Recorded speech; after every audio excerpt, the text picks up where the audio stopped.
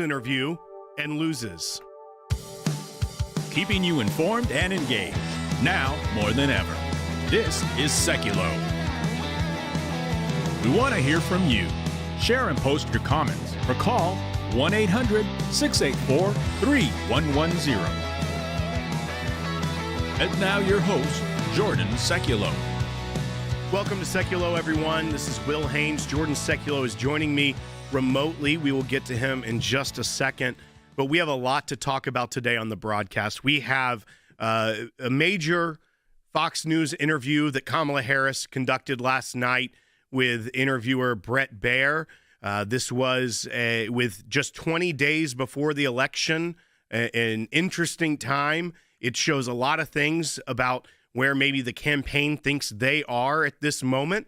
And we will break that down with Jordan, kind of the politics of it, the reason why Kamala Harris would feel compelled to do this interview with just 20 days to go at the time of recording and airing last night.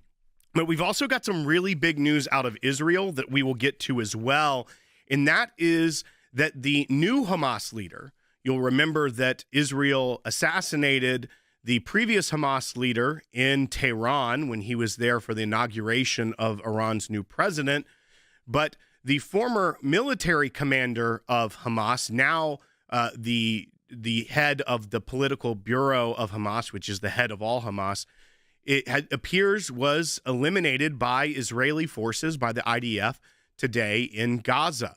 This would be another huge victory for Israel at a time where they are feeling pressure from the world. They're also feeling pressure from what should be their closest ally, the United States, as we head up to this election. We know that Israel is looking at this as a time they cannot wait. They have been going across the Middle East, taking out Iranian proxy leaders left and right. This is another victory for the Jewish state of Israel, and we'll break that down as well. But we also want to hear from you today. Did you watch the Kamala Harris interview on Fox last night? What were your takeaways? How do you think Bret Baier did in this interview?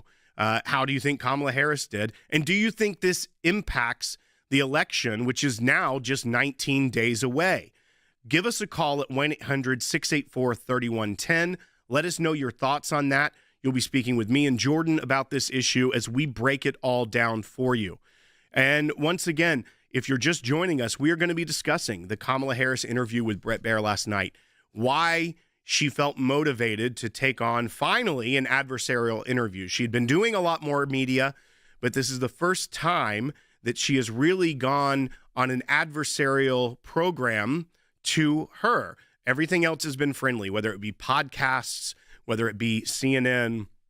You go down the line, she has been welcomed by a friendly audience that didn't give a lot of pushback. But now we see that she finally decided to go to Fox News. Why, 20 days before the election, did her campaign feel this was a necessary step? And we have some interesting insight that I think that you're going to want to hear when we get back from this break with Jordan. And I think that I'd like to hear why you think that she decided to do this with just 20 days left to the election on November 5th. Call us at 1-800-684-3110 to be on air. We'll take your calls throughout this program today. But I also want to let you know we are just 19 days away from the election, and the left is aggressively fighting against election integrity. If you get our emails, which I encourage you all to do, go to aclj.org to sign up. You'll be getting one about this today, but it's a new step that the ACLJ is doing to defend election integrity in this critical season. The Biden-Harris DOJ just filed a major lawsuit which would allow illegal immigrants to vote in the state of Virginia. They are trying to ban a state from removing non-citizens from their voter rolls. They're on the voter rolls. Virginia's just trying to take them off. And the DOJ doesn't want that to happen. We are preparing to file a vital amicus brief in federal court to stop this dangerous assault on democracy. We could be in court as soon as today. Become an ACLJ champion at aclj.org today. More than 70% of people tell the country is on the wrong track. They say the country is on the wrong track. That track follows 3.5 years of you being vice president and President Biden being president. That is what they're saying, 79% of them. Why are they saying that? If you're turning the page, you've been in office for 3.5 years. And Donald Trump has been running for office. But you've been the person holding the office. Come on. Madam You Vice and I President. both know what I'm talking about. Her record is not possible to explain away to the American people. And so she dipped and dodged questions for 25 minutes. That's not leadership. There are a number of examples where she is lying about her past positions in order to try to create this new version of herself that she thinks will be more palatable to voters. And it's offensive, in my view. If you can't face a media interview in America as a Democrat, how are you going to face Vladimir Putin?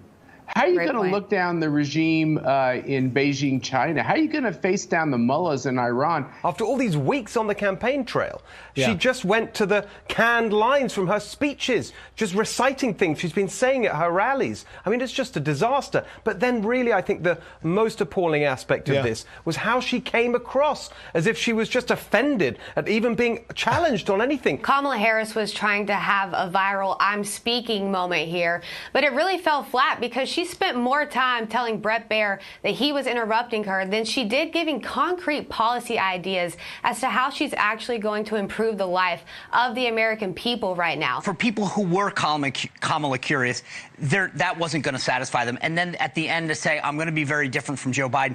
She's got an authenticity problem, Leland. Over and over again, she'll say what she has to say, use the accent that she has to use to whatever audience she's speaking to. And today was another example of I'll say whatever I have to say depending on who I'm talking to.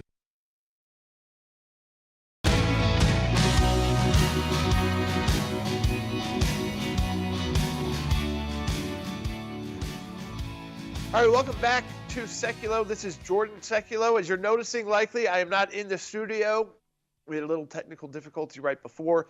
But Will Haynes is in the studio for us. I am on the road speaking out on why it's so important to get out the vote and make sure, if you've got early voting in your state, to make sure you're taking advantage of that your friends are taking advantage of that. It's being tracked right now by the media. So we'll be on the road speaking to voters, getting them fired up, and also letting them know that if they do face any voter integrity issues, the ACLJ will be there for them. And Will, I mean, we will get to that a little later in the broadcast about one of the first cases we'll be filing in, but people can always contact us at aclj.org/help. That is the place to go if you think there is something going on. It has to directly affect you.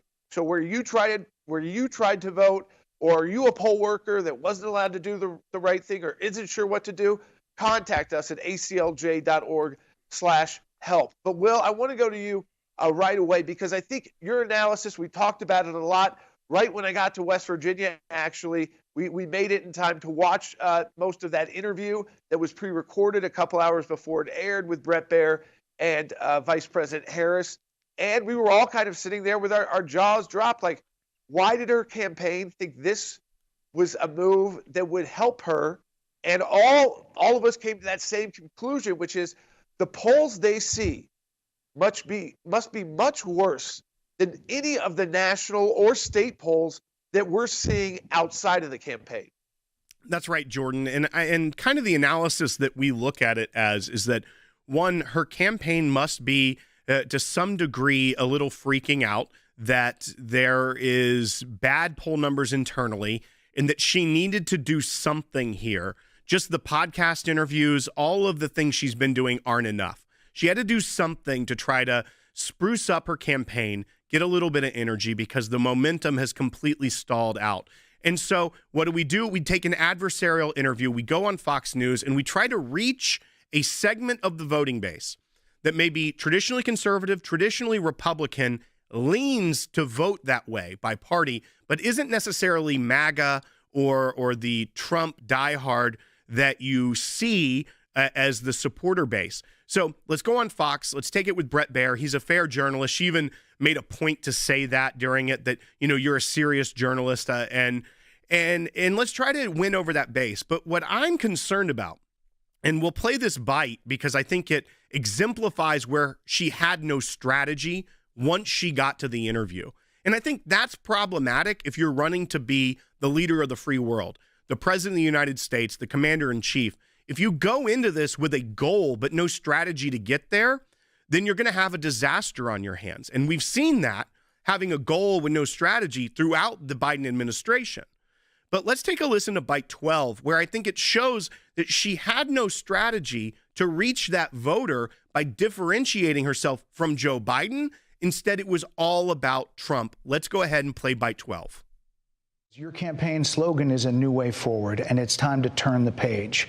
You've been vice president for 3.5 years. So what are you turning the page from? Well, first of all, turning the page from the last decade in which we have been burdened with the kind of rhetoric coming from Donald Trump that has been designed and implemented to divide our country and have Americans literally point fingers at each other. Rhetoric and an approach to leadership that suggests that the strength of a leader is based on who you beat down instead of what we all know.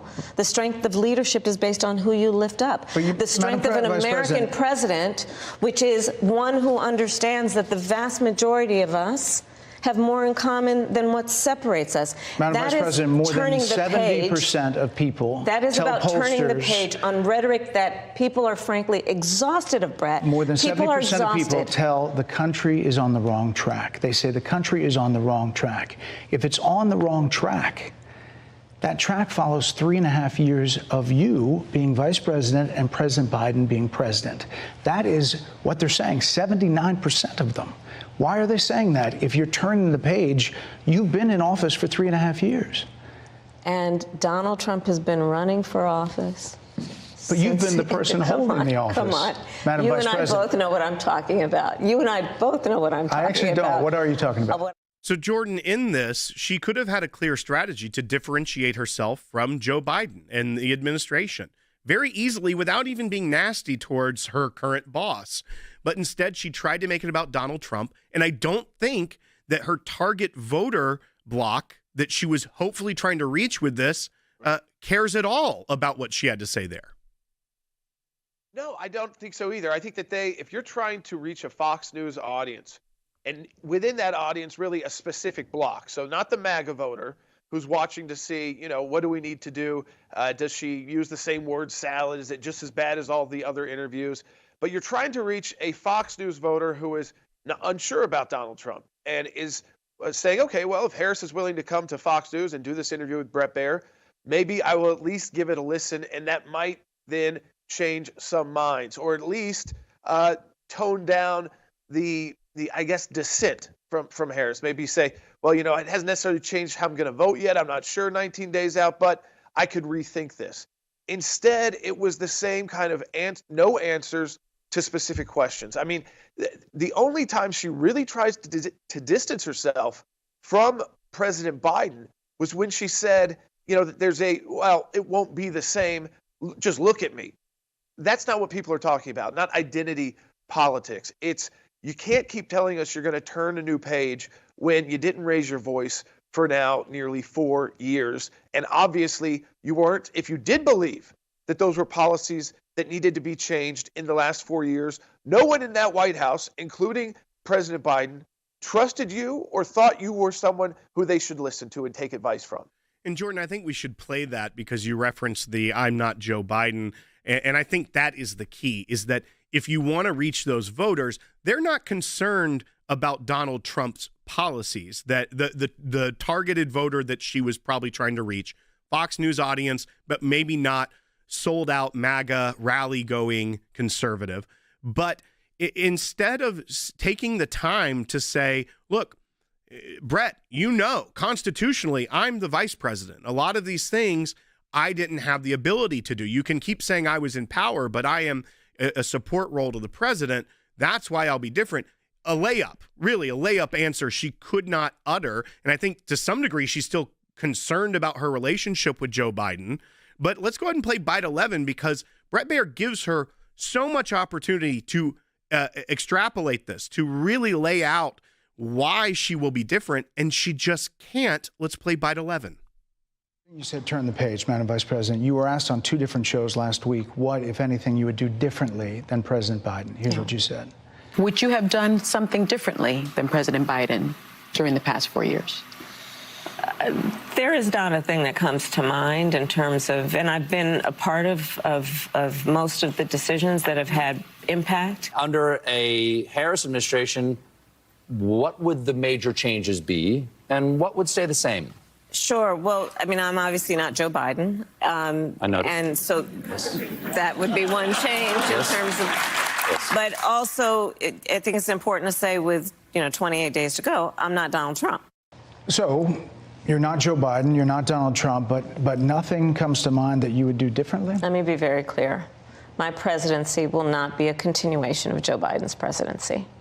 And like every new president that comes into office, I will bring my life experiences, my professional experiences, and fresh and new ideas. I represent a new generation of leadership. So Jordan, right there, a very softball way to do it, gave her plenty of time to even think about it by playing 2 sound bites. So he's being gracious to the vice president by allowing that, and still just a very broad brush, generalistic answer. Yes, which is all we've gotten from Harris. And I think this is the frustration of voters when you're getting 19 days out and you can't be more specific than what she did with Bret Baier. I mean, again, he gave her an opportunity to actually come out with a different explanation for what she meant in those interviews and what she means with turn the page, and this is going to be something new. But I think what's happened, Will, to this campaign so far is what you said. The Republicans are on the ground. We're doing the work that you need to do to win elections. A lot of this now is getting people to vote in early voting and then getting people to make sure on election day that they get out and vote and they are excited. So messaging is very important. There's sometimes these surprises. But the second part is this, and we can talk about it more in the next segment of the broadcast.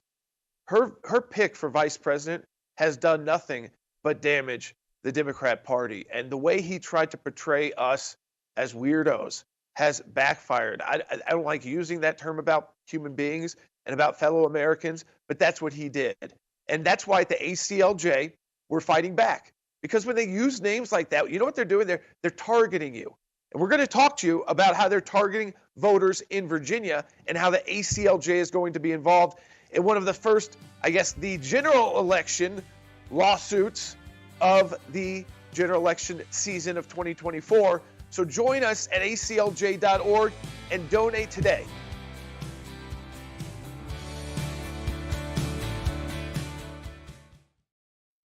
Breaking news that may be happening right now in the Middle East, and this could be. That's right. We thought right before the show that it could be that Israel's military is looking into whether the top leader of Hamas, Yahya Sinwar, who was responsible for October 7th and many other atrocities, he may have been killed in a military operation in Gaza. The Israeli military is saying in a statement that, quote, the identity of the terrorist cannot yet be confirmed. They are also saying that this apparently happened in a building above ground in Gaza, which is extremely notable given the fact that the working assumption had been that Sinwar was hiding in tunnels for much of the last year. They also say that there are, quote, no signs of the presence of hostages in the area. We have to wait for the DNA evidence to come back and the Israelis to confirm on the record that this did take place. If it is confirmed, it would be one of the most significant moments in the war. He is believed to be the mastermind of October 7th. The Israelis and the IDF have been going through these tunnels trying to find him. It was about a month ago when he made the request for a peace deal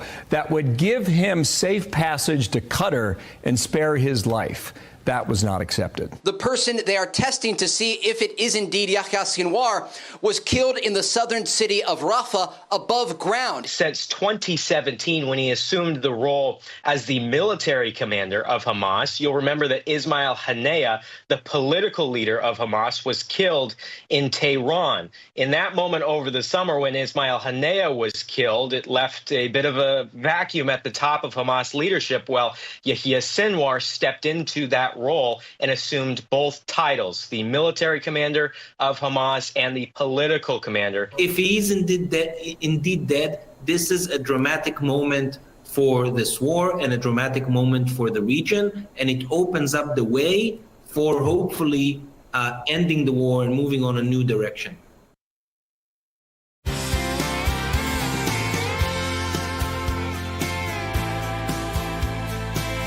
All right, welcome back to Sekulow. This is Jordan Sekulow. As you can see, traveling again, getting out again, talking to voters, talking to the American people here in West Virginia. An ACLJ alumni looks to be the next Attorney General of the state. So we've got some big announcements coming there after the election season, but also that, it doesn't really matter where you live right now. I think just to take a minute, but if you are in a deeply red state or a deeply blue state, in either of those kind of states, it's important for you as a conservative to get out and vote. We know that there are efforts underway from the left preparing for, if Donald Trump wins, to try and illegitimize his presidency by saying, he might have won the Electoral College.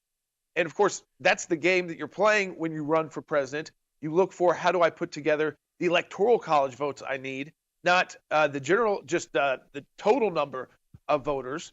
But there are also states that are looking at trying to subvert the Constitution by saying, we're going to adopt a policy that says, as a state, we will just give our electoral votes over to whoever wins the popular vote.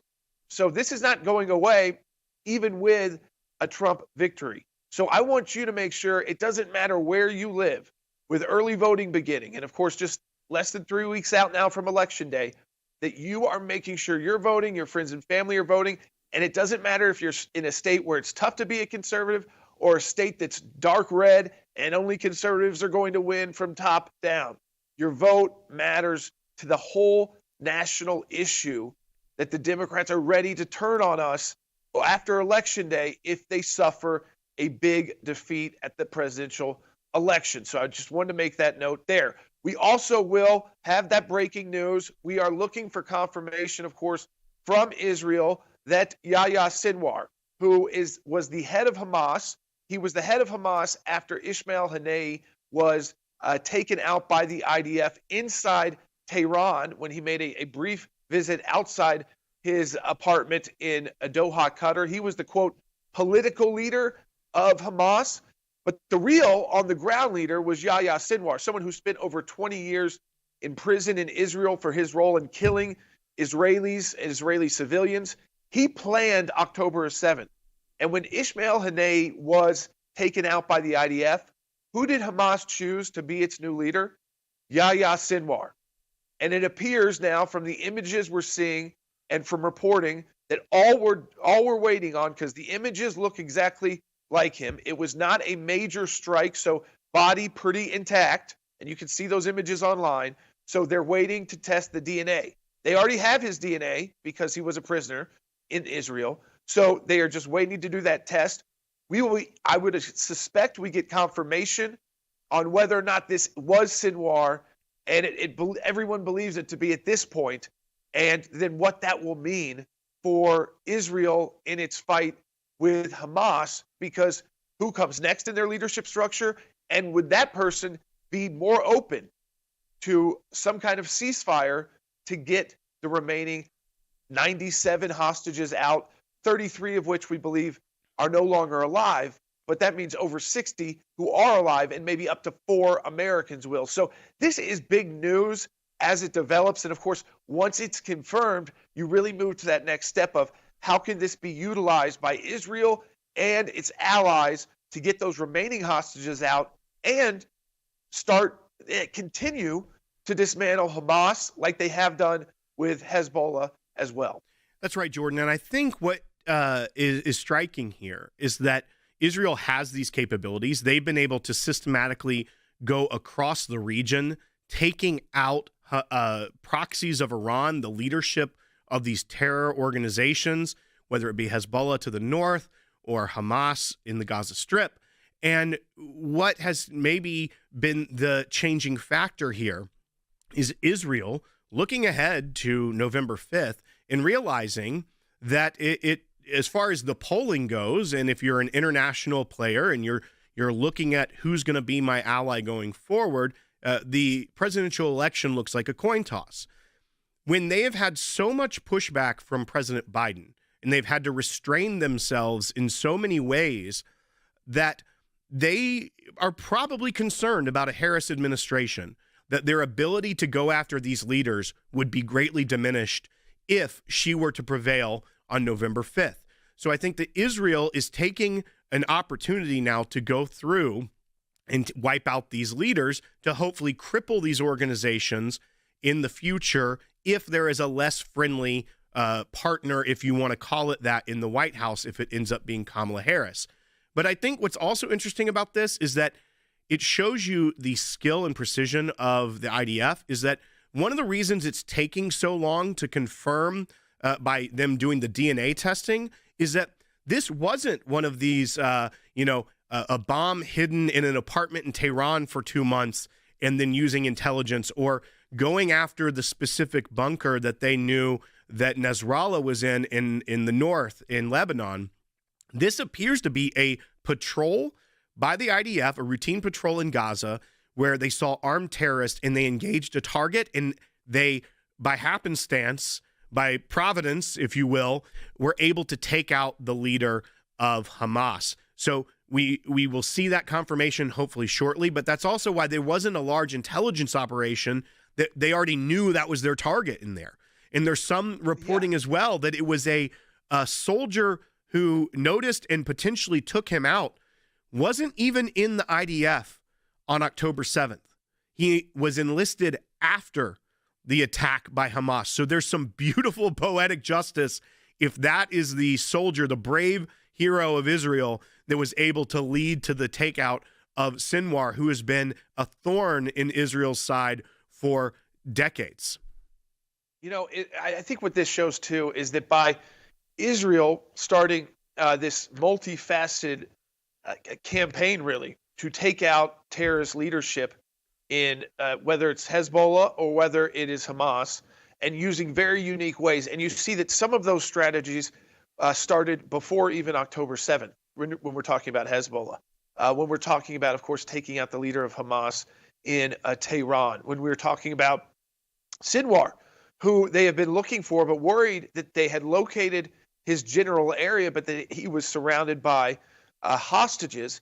And it appears, Will, like in this situation, as in others, like Ismail Haniyeh's, he believed that maybe because Israel had been focused a little bit more on the northern front than the western front in the Gaza Strip, that he could move around a bit more to stay in command, because there was some question about whether or not he was even being able to effectively command the Hamas militant wing and military wing, which is their terrorist wing, to continue these attacks. So he obviously put his head above water, so to speak, and by doing so, exposed himself to an IDF that was ready to go. And again, we want to get final confirmation, obviously, but when you take out leaders like this, it is very important, and it has changed the narrative about Israel. So many who are still remain hostages, we want them home, but we're going to fight for that at the ACLJ. But let's not forget why Israel is such a great ally, because they know how to kill terrorists.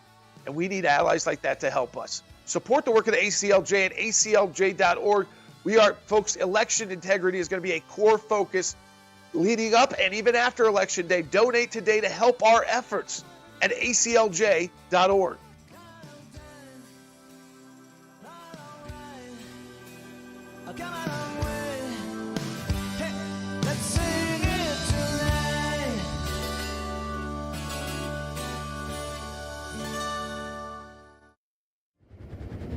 Israel is under attack. And every day I see ordinary Israelis acting as champions. Not to win medals or glory, but literally fighting for their very right to live, to exist. Being a champion means choosing to do what's right, to do what's hard, no matter the cost. Here in Israel, it can be a dangerous stand to take, but it's essential if the Jewish state is going to survive. As an ACLJ member, you have an opportunity to be a champion too. You can make a difference. You can impact real change and defend life, liberty, religious freedom, while the media and the misinformed march in support of terrorists, even in America. You can stand strong for Israel. By becoming a monthly donor, you can become a champion of life, a champion of liberty, a champion of freedom, a champion for Israel. Become an ACLJ champion. Go to aclj.org champions now.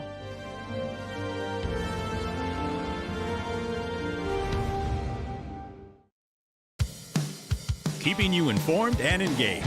Now more than ever. This is Sekulow. And now your host, Jordan Sekulow.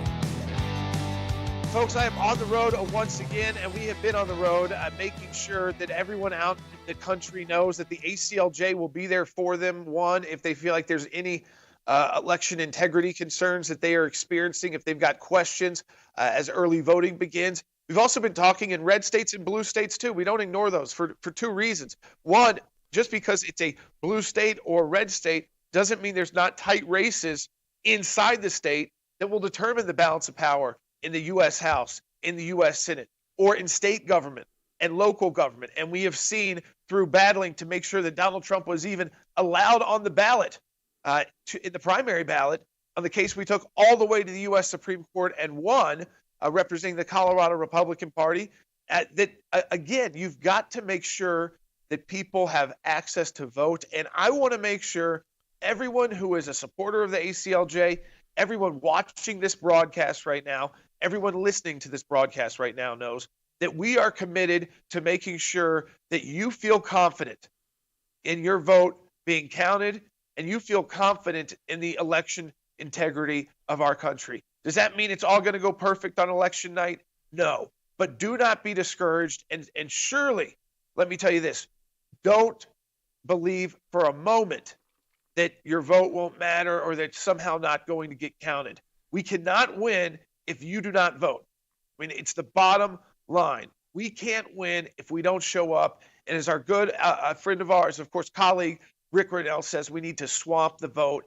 It is the message I am hearing from leaders across the country, from state to state. They know the significance of getting the votes. And they also are starting to realize, and I want to talk to people about this at 1-800-684-3110, that the left is willing to do anything, including filing lawsuits, which we're going to talk about. They already had to try to, take off Donald Trump, but even right before the election, to challenge who can legally vote or not.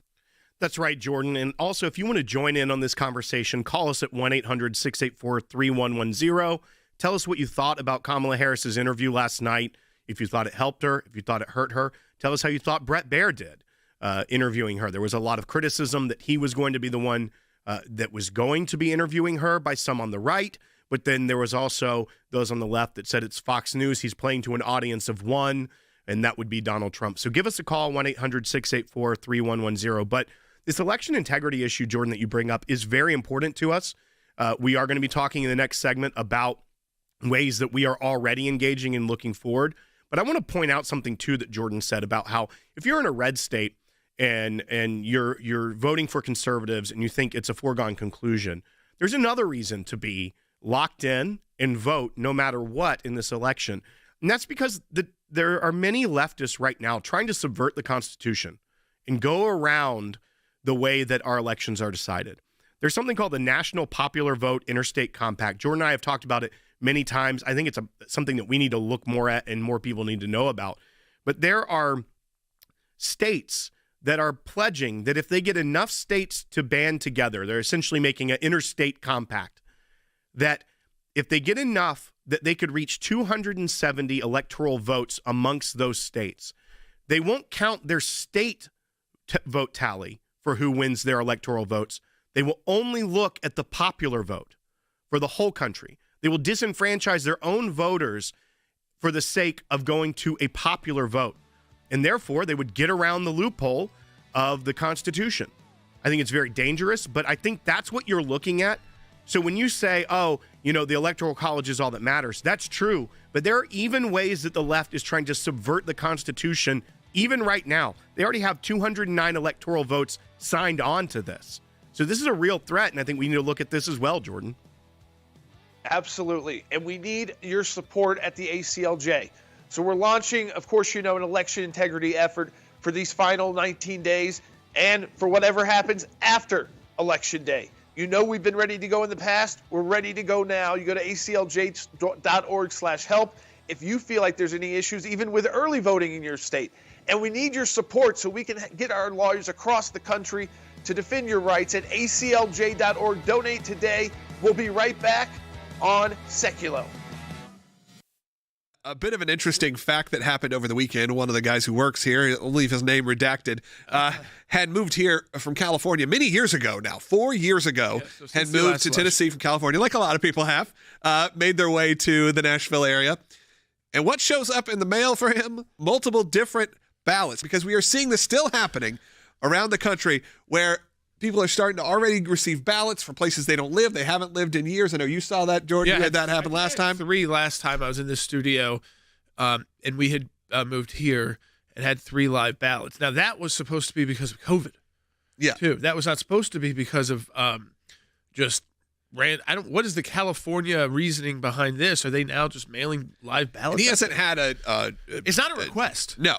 And see, I think this is what you have to be. This is what we got to stay on top of what's concerned happening about as conservative voters. Is these are not requests for absentee ballots or requests to vote early or something like that.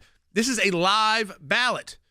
So if you're a bad actor and you know that all of these live ballots that are official, that if you turn back in are going to get counted. Yeah. They're real. So bad actors, they know they're out there in the mail. They know that they're going to people that aren't there anymore. I mean, that does open up the door. Yeah, you can look at it. There's a lot of different, you can see the image now that's on the screen of all the different things that showed up in the mail. So this is happening. We at least know it's happening to some people who work here, that they're getting these different mailers. The official ballot for Los Angeles. Yeah, I mean, that's pretty wild when he hasn't lived there in many, many years, that these things are still happening. And look, we don't know what the truth is, why they're doing it. If you're out in states and you are starting to get not requests for ballots, but have you gotten a live ballot? And they all say that, official ballot or live ballot. Contact us through ACLJ.org.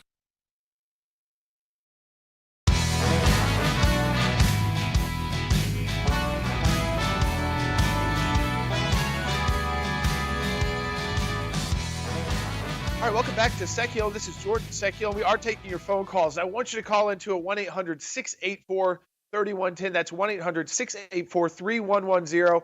We want to take a lot of calls in the next segment, next 2 segments of the broadcast, especially to find out for those of you who maybe are in states that have launched early voting. A lot of those states have begun already. One of the first things I'm going to do, likely when I get home after this trip, again, speaking out to activists and voters about how it's so important to make sure we take advantage of every potential vote we can get in this election, regardless of what district you live in, what state you live in. If you live in a red one or a blue one or a purple one, it doesn't matter. We need to get the numbers up and we need to get the voters out. And we need to make sure that this whole idea of, well, I don't know if my vote's going to count. Let us worry about that as the attorneys on leading up to Election Day and following Election Day. What we need you to do first is show up and actually cast a vote. Because if you don't do that, we're not able to then challenge anything that we believe and may have gone wrong and needs to be challenged in court either on Election Day or right after Election Day. Nothing to challenge if you don't actually show up. And you got to show up in big numbers. So we want you to call. We want to hear from you on the show today. What's it like on the ground in your state? 1-800-684-3110 is the number. That's 1-800-684-3110. The second thing, Will, I want to go to right now, of course, a major case we are about to file in Virginia in federal court. And this case involves illegal immigrants or people in the United States who are not citizens. 6,000 plus in Virginia who self-identified as non-citizens. They may be legally here, but they say, I am not a citizen. So they are not qualified to vote. And the Virginia governor's move to require those people to make sure they're not on the voter rolls has been challenged by Merrick Garland and Harris Biden Department of Justice 19 days before the election. Why do they want 6,000 people on the ballot to be able to vote, to be on the ballot list as a real voter, 6,000 plus voters who have told the Commonwealth of Virginia under a law passed by a Democrat governor in Virginia in 2006 that they are not citizens and thus they cannot vote in the election. Why is the DOJ coming in and trying to save their names to make sure that they can go and illegally vote, even though they know they shouldn't. And Will, that is exactly what we've seen happen. And we're about to file. It may be today, later today. It may be tomorrow, but I wanted people to know about that. That's right. We at the ACLJ are taking action. Our attorneys right now are preparing these briefs that could be filed as soon as today, but within the next day or so at the very latest, because it is such a critical time with just 19 days left to the election. But I have Professor Harry Hutchison in here with me. So, Professor Hutchison, this headline, the DOJ sues Virginia for allegedly purging non-citizens from voting rolls too close to the election, sounds like it could be from a parody website. That doesn't sound like what you would expect out of the Department of Justice trying to enforce law of the United States and protect the integrity of both our elections and our national sovereignty. But that's exactly what's going on here in Virginia with the DOJ suing the state of Virginia. Absolutely. So what we have, well, is a clear and unmistakable evidence that the DOJ is engaging, in my opinion, in election interference. In other words, they're trying to deprive the state of Virginia of the right to purge non-citizens. If you read the first line of the DOJ's brief, they argue that only U.S. citizens are eligible to vote in U.S. federal elections. That fact is not in dispute, and there is no evidence of widespread non-citizen voting in the United States, but that is not what this case is about. That, in my opinion, is a fabrication.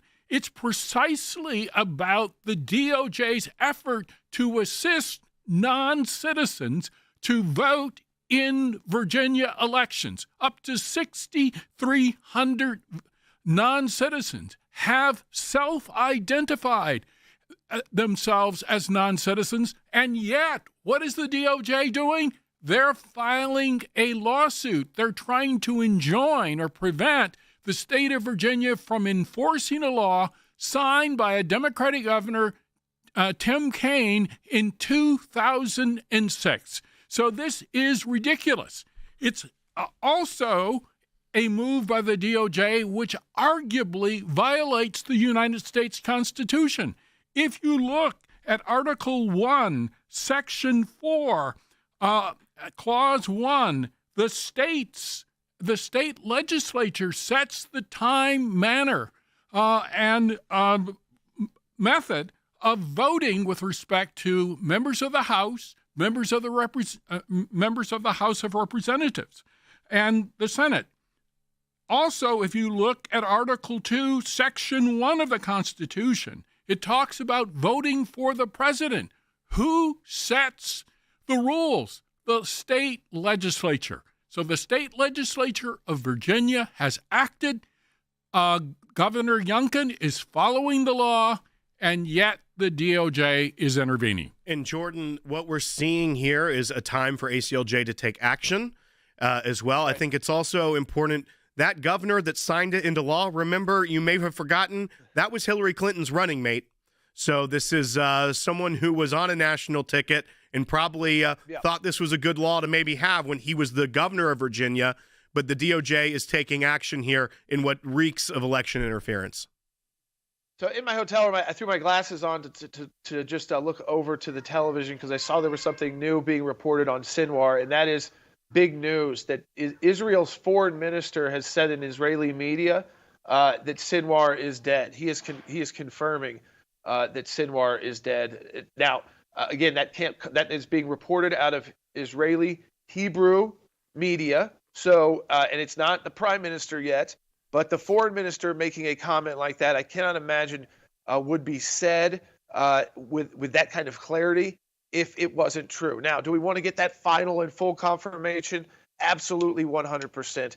But what we have seen, Will, and I just think for all of you out there who pray for Israel, who support our work that we do in Israel, the ACLJ Jerusalem, it has been a very tough year for Jews around the world, for families like ours with Jewish heritage as well, because of what happened on October 7th. And then the response we saw from the world of how people cheered on somehow what happened to the Jewish people on October 7th. And what I believe is that the IDF will and the Mossad and the Shin Bet has once again over this last year shown their tremendous capabilities in taking out terrorist leaders very close to their homeland in using very unique ways. And it's why they're such an important ally of the United States, because they are the tip of the spear in the fight on terrorism. So I just wanted to make sure people did get that update from us. And on the issue involving Virginia, listen, we are going to be involved in this. It sounds outrageous. As Harry said, you've got the U.S. Constitution says the states have the power. You've got a Democrat law put into place by Tim Kaine, of all people, in 2006. But the DOJ, so that's Biden-Harris, and of course, the DNC, I mean, put it all together, it's 19 days out, is filing a lawsuit trying to prevent Virginia from taking 6,000 people off the ballot who told Virginia voluntarily that they aren't citizens. They might be lawful residents, but they aren't citizens, and so they are not eligible to vote. It's like, Will, do they not think that we see right through it? And this is what makes people nervous about election integrity, about the fact that their vote won't be counted the same way it should, because 6,000 people who shouldn't be voting, the DOJ is fighting somehow for them to remain on the voter rolls. It's so transparent what the left is doing, but I think like the Harris interview, Will, it is a time of desperation.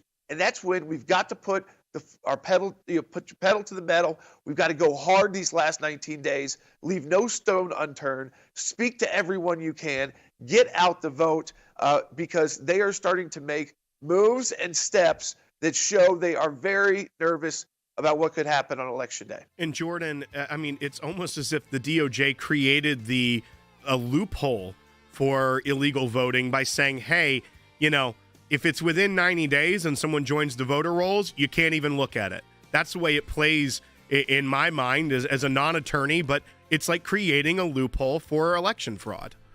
No, absolutely. And it's why you got to support the work of the ACLJ at aclj.org, because we jump on these cases immediately. So go to aclj.org. You can donate today. We're focusing so much of our efforts in these final 19 days to make sure you're confident in your vote, but also that we've got election integrity nationwide. We're joining in this battle in Virginia. We'll be joining others as well. Donate today at aclj.org. We'll be right back on Sekulow.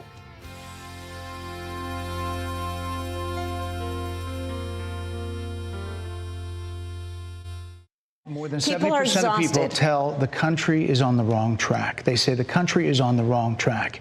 That track follows 3.5 years of you being vice president and President Biden being president. That is what they're saying, 79% of them. Why are they saying that? If you're turning the page, you've been in office for 3.5 years. And Donald Trump has been running for office. But you've been the person holding the office. Come on.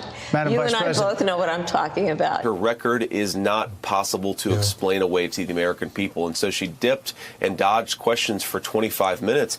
That's not leadership. There are a number of examples where she is lying about her past positions in order to try to create this new version of herself that she thinks will be more palatable to voters. And it's offensive, in my view. If you can't face a media interview in America as a Democrat, how are you going to face Vladimir Putin? How are you going to look down the regime in Beijing, China? How are you going to face down the mullahs in Iran? After all these weeks on the campaign trail, she just went to the canned lines from her speeches, just reciting things she's been saying at her rallies. I mean, it's just a disaster. But then really, I think the most appalling aspect of this was how she came across, as if she was just offended at even being challenged on anything. Kamala Harris was trying to have a viral I'm speaking moment here, but it really fell flat because she spent more time telling Bret Baier that he was interrupting her than she did giving concrete policy ideas as to how she's actually going to improve the life of the American people right now. For people who were Kamala curious, that wasn't going to satisfy them. And then at the end to say, I'm going to be very different from Joe Biden. She's got an authenticity problem, Leland. Over and over again, she'll say what she has to say, use the accent that she has to use to whatever audience she's speaking to. And today was another example of I'll say whatever I have to say depending on who I'm talking to.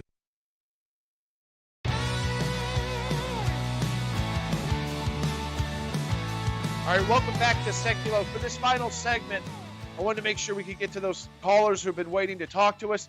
I'll be back again tomorrow, joining you live here out of West Virginia right now. But we are traveling the country, making sure, again, election integrity is secured, making sure people are excited and understand why it's important for them to vote, whether they live in a deeply red state, a deeply blue state, because of some of these ideas that the left has, if there is a Trump victory, on how to undermine that victory in the short term and also in the long term with trying to subvert the Electoral College. But Will, with the big news out of Israel, obviously getting more and more confirmations about the successful attack, removing, deleting, eliminating the Hamas leader, Yahya Sinwar, who planned the October 7th attacks that killed, it was the deaths of more Jews in a single day since the Holocaust, over 1,000. There are still hostages remaining, and how that will impact that. But I do want to get to the phone calls. Yeah, let's go to Charles from Alabama. He's been holding on. Thank you for holding on, Charles.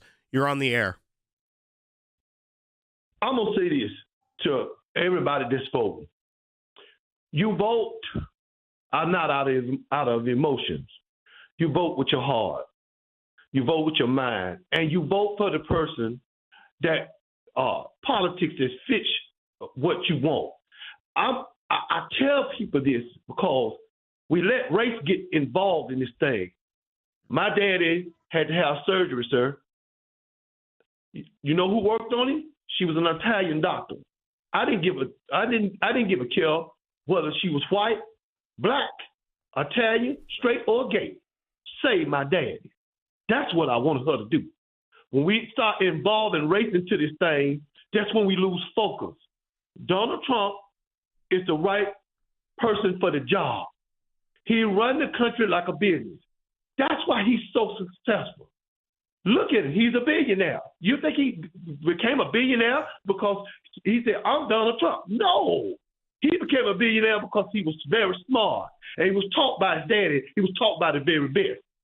Now, me, I think this is exactly right, and I appreciate your phone call and being so direct. You want people to be president or leaders, and I think the surgeon analogy is almost perfect, because you want the best that you can get at the time. Who do you have who is best available to run the country? Who do you have that's best available to help your family member out? And at that point, you really, the skin color, the background, none of that really matters. Sometimes even you go to the personal life and you go to, wait, this is someone I see. I looked them up. They're a great doctor, or this person's been a great leader, and I saw their policies in action.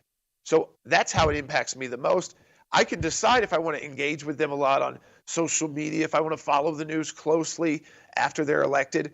But I can also just go back to knowing that someone I trust is in charge. And I don't have to live the day-to-day if I'm not interested in that. Will, I think that the left wants people to think that you have to live that day-to-day if you vote for Donald Trump. And that's just not the case. Well, and I think we're going to get to more calls here in a moment. But I think what Charles's point was exactly what we said at the beginning of the broadcast, is that Kamala Harris doesn't understand the American people. She doesn't understand who she's talking to, because the left is so fixated on identity politics in saying that if you are this group, this demographic group, you have to vote this way. And it hurts their brains to understand that people don't just vote based off of their demographic labels. They vote because of what they think will be best for the country, best for them when it comes to the economy, or even their national security. And I think Charles proves that point of why she did so poorly on Fox News last night, is because she doesn't understand that. She still thinks about identity politics, and that's the only way to vote in this country, is if you fit into this box, you vote for me. And if I can get enough of these boxes coalesce together, I will win. And that's just not it. So let's go ahead and go to Lou from Washington, who's calling on line 2. Lou, you're on Sekulow. Hi, thanks for what you do and for the breaking news about Israel. The last caller was right on. And thanks to everyone who's going to go out and encourage and disciple another voter. We really need to disciple them by educating them. And I watched the debate. I thought she did terrible. And I know this is a little off the cuff, but she was so angry and she was so bashing Trump and so vague. And her style was speaking quickly this time with such anger. I wondered if they had her on some sort of drug like it seemed Biden was at times. Well, Lou, listen, I think. Yeah, go ahead, Jordan. Yeah, I think. Listen, I think Harris is her own person, but she's obviously got no new policies. She's got a slogan that says she's got new policies, and if she did have any policies that she tried to put forward to the Biden administration when she was vice president, no one thought she was someone they should take seriously because none of those policies got implemented. And I'd say the second point is, listen, we're seeing desperate acts, but I don't want anybody to see the desperation on the left and think that this is somehow over. We're 19 days out. We'll probably have about half the votes in by early voting on Election Day and states that do vote by mail. But we're also going to have, again, the other half of the vote coming in, and probably a little bit more than that, on Election Day. And that is why anyone can win right now. 19 days is still a very long time politically. But there's obviously, we should take advantage of each moment. And there's a moment going on right now where it looks like on the left, especially inside the Harris campaign, Walz has been a disaster, an absolute disaster. In fact, I mean, he's actually disturbing to me, the language that he uses about people and then the actions that he follows up with. You know, Mr. Knucklehead, self-described, by the way. I didn't call him that. He called himself that. But then wanted to call you weird. I mean, that was bizarre. And then second, you know, he's running with someone who just uses phrases and then gets caught in those phrases. What does she actually believe about Israel? It takes two different answers to CBS. Do we have time, Will, to get to one more call today? Yeah, we have about 2 minutes left in the broadcast. We're going to go to Demetrio calling from Washington State. Demetrio, you've got just quickly here, but I wanted to get you on the air. You're on Sekulow. Hello, gentlemen, and thank you very much for allowing me to speak. Two things real quick. First, want to say thank you to Bret Baier and Fox News to address and ask a very actual question, very good questions to Kamala. And he did outstanding, I believe, and she was pinpointing fingers, actually, what she was she was saying again towards the Trump, but she was doing exactly the same, you know. No policies, nothing solid. So thanks to Bret Baier, it was great. The second point, we received a ballot 4 years ago in previous election on for my wife and her sister who got married 10 years ago and changed their last names, actually 15 years ago. But they still received ballots for their previous last names and for the new last names, so 4 ballots. Yeah, and imagine if millions of people... We've only got a minute left, so let's take him down. That's happening across the country. And that is why we're active now and we'll be active in Virginia. So we're filing there, where 6,000 people said we are ineligible to vote because we are not U.S. citizens. The governor trying to remove them from the ballot rolls. And who came in to file the lawsuit? The Biden-Harris DOJ. Well, the ACLJ is fighting back because of your support to the ACLJ. So let me encourage you, if you care about election integrity, you need to support the ACLJ today. You go online and make a donation at ACLJ.org. You hear how serious we take this issue. It is very serious. It's election integrity in the United States of America. Donate today at ACLJ.org. We're going to defend it and make sure you have faith in your election.